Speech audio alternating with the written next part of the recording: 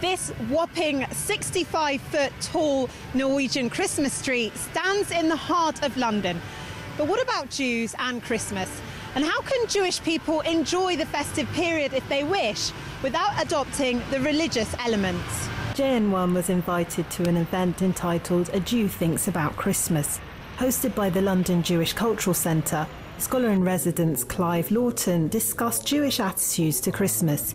He believes that an understanding of the festival is important. Find out what Christmas is, find out what bits are deeply Christian and what bits are sort of culturally local, or what's important, what's not important, and then decide how you feel about it. I mean, if you want to eat a turkey sandwich on Boxing Day, is that betraying all your ancestors, or is it just a convenient thing to do?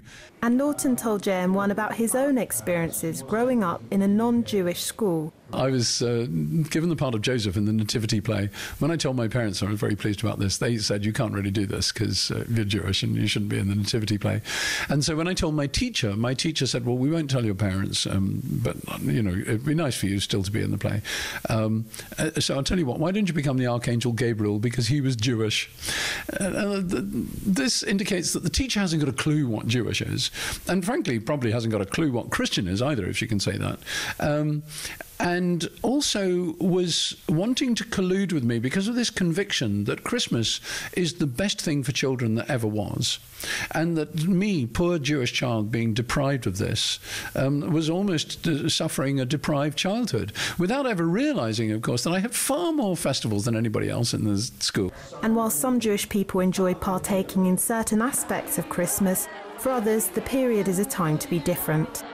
And the fact that you can sometimes get a winter pudding in a kosher restaurant, or you used to be able to, around Christmas time, which turns out to be a plum pudding in all but name.